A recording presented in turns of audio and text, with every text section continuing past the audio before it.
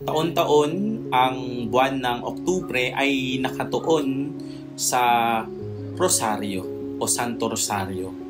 Pangunahing ito ay dahilan sa katotohanan na ang liturgical feast ng Our Lady of the Most Holy Rosary ay ipinagdiriwang tuwing October 7. Ito ay tinatag upang parangalan ang Mahal na Birheng Maria bilang pasasalamat sa proteksyon na binibigay niya sa simbahan bilang sagot sa panalangin ng rosaryo ng mga mananampalataya.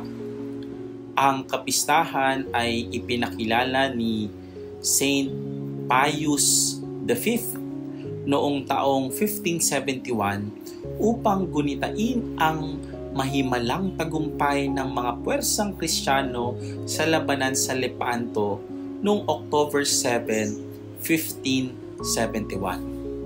Nagsimula ang lahat noong 1571 nang ang Catholic League ay pumasok sa labanan laban sa mga Ottoman Empire upang protektahan ang Italia mula sa pagsalakay.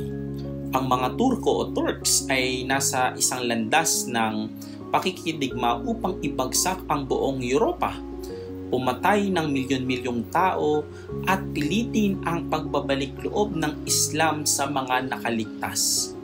Nasakop na nila ang mga isla sa gitnang silangan at Mediterranean ng Cyrus at Crete. Sumunod naman ang Italia.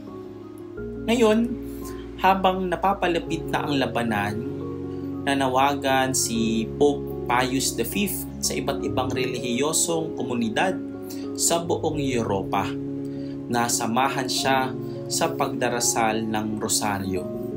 Kabilang ang mga pampublikong pagbigkas upang talunin ang banta ng Islam.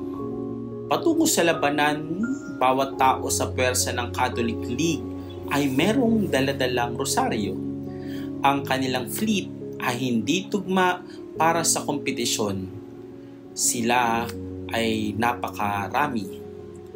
Ang Catholic League ay nagbalik na matagumpay pagkatapos ng isang maghapong labanan na kilala bilang Battle of Lepanto na naganap sa baybayin ng Greece.